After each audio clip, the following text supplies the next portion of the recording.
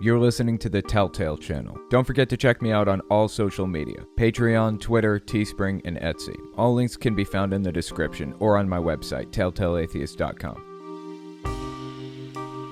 So the next article I wanted to take a look at is, again, by The Friendly Atheist. It was actually written by Terry Firma on the Friendly Atheist website. The title is, Did Trump Get the Idea for Injecting Disinfectants from Florida's Bleach Church? Let's give the article a read and see what it says. You've heard of toxic Christians, but this is a different kind of poisonousness entirely. We've gone past the similes and into a brave is crossed out and replaced with crazy new world, where the President of the United States actually speculates out loud that injecting disinfectants into the human body could cure COVID-19.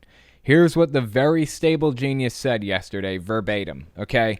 So Trump was at a press briefing, which he's been doing a lot of lately. He's been doing a press briefing, I think, every day, or at least every weekday for a while now. And he says progressively more and more stupid things. Just stupid as dog shit. So here's what he said at the most recent press briefing, the one before the most recent. Supposing we hit, let me see if I can do it in a Trump voice. Supposing we hit the body with a tremendous, whether it's ultraviolet or just very powerful light. And I think you said that hasn't been checked, but you're going to test it.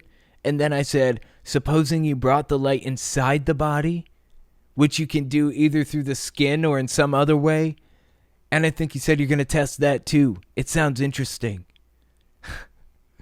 And then I see the disinfectant, where it knocks it out in a minute.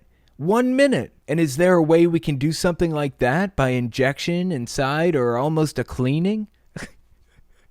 He is so fucking stupid. Seriously. Does he just have people like hold his hand to walk him to his bed at night? I just don't know how he gets there any other way. Because you see, it gets in the lungs and it does a tremendous number on the lungs. So it would be interesting to check that. So that you're going to have to use medical doctors with. But it sounds interesting to me. Go ahead and try it, President Trump. Go ahead. Try it. You be our test subject. Give it a shot. See what happens. At Reason Magazine, a publication that tends to stay far from partisan rancor, disclosure, I've written for it a few times, senior editor Jacob Sullum analyzes Trump's words thusly. Did the president recommend that Americans inject themselves with bleach as a COVID-19 cure or prophylactic? Strictly speaking, no. He said you're going to have to use medical doctors for that sort of thing. But he did idly speculate that since disinfectants kill the COVID-19 virus on surfaces, it was worth investigating whether they might work as a treatment. And he specifically mentioned injection, which is not only scientifically naive, but reckless given the prevalence of quack remedies and wacky ideas about how to ward off the disease. Now, where did Trump's ludicrous, hazardous suggestion come from?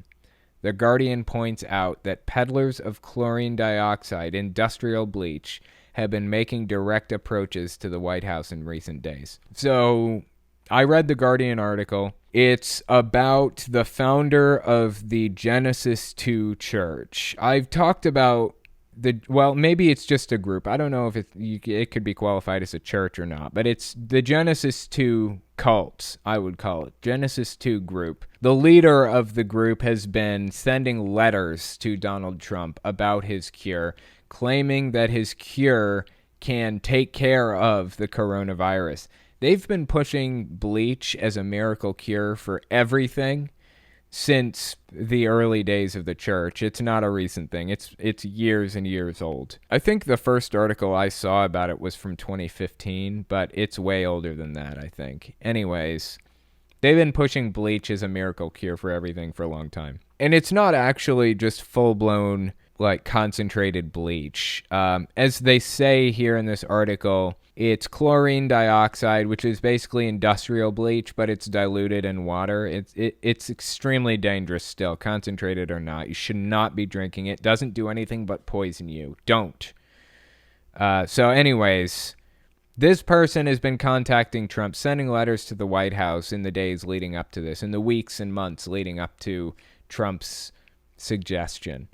And people suspect that may be where he got the idea, was the letters being written to him by the Genesis 2 Church. Let's continue reading. Raising the possibility that some of the most disreputable people in all of Christendom don't just have the president's ear, they can get their insanity amplified by a president who has relinquished any last semblance of mental balance. Quoth The Guardian. In his weekly televised radio show posted online on Sunday, Archbishop Mark Grennan read out the letter he wrote to Trump. He said it began, "Dear Mr. President, I am praying you read this letter and intervene." Grennan said that 30 of his supporters have also written in the past few days to Trump at the White House, urging him to take action to protect Genesis 2 and its bleach-peddling activities, which they claim can cure coronavirus and a billion other things. Everything. It's a cure-all kind of thing. On Friday, hours after Trump talked about disinfectant on live TV, Grennan went further in a post on his Facebook page. He claimed that MMS, which is his bleach, basically his bleach cure, had actually been sent to the White House. He wrote, "Trump has got the MMS and all the info. Things are happening, folks. Lord help others to see the truth." If Trump got his unhinged idea from Grennan's Genesis 2 Church of Health and Healing, he's now one-upping those rapacious cretins. The church has been advising its members to drink bleach in order to cure severe illness, not inject it. Interesting. I hadn't made that distinction. Either method is, of course, beyond anything a rational person would do, but if I had to pick, injection is just a bit crazier, and probably deadlier. Yeah, I can agree with that. In fact, injecting cleaning agents is literally what some serial killers do. In fairness, I'll confess that unlike Trump, I've never impressed a team of researchers and physicians with my vast medical knowledge. Surely you recall that the president visited the Centers for Disease Control last month and intoned happily, "I like this stuff. I really get it. People are surprised that I understand it." I sound like an old person trying to sound cool right now, don't I? "I like this stuff. I really get it. People are surprised that I understand it. Every one of these doctors say, 'How do you know so much about this?' Maybe I have a natural ability. Maybe I should have done this instead of running for president." God, I swear this guy is so fucking stupid. Either way, people would be at the mercy of a man who is indistinguishable from a patient with full-blown, and I'm afraid irreversible, psychopathy. P.S. Trump is now saying that he was just being sarcastic. Psychopathy, I don't think so. I don't think anybody's accused Trump of psychopathy. That is a very, very specific medical definition. I can see psychologists suggesting that maybe he has early stages of dementia or something like that, but not psychopathy specifically. There's a difference between psychopathy and sociopathy. I don't remember the difference exactly at this point, but in both of them, generally speaking, there's an issue with feeling empathy and emotions. When we were a young species, humans, we developed the ability to create models in our head. Hunters would visualize a field. They would see a deer in the field, and they would plan and visualize and say, if I have somebody run from over there and I run from over there, we corral the deer, it can't get away. We run in and I spear it. That was kind of a breakthrough in humanity, the ability to build models in our heads. And eventually that led to modern day morality, the ability to put ourselves in somebody else's shoes, basically to imagine something that isn't actually happening there and understand it and kind of let it play out, have vision, basically. Over the years, over the millennia, I should say, over the millennia, that kind of developed more and more, and we had this ability to put ourselves in other people's shoes and feel what they feel. When we hear somebody's child died, we feel for them. Even though we've never had a child die, we can imagine that that's extremely painful and sad and heartbreaking, and put ourselves in their shoes and want to help them in some way.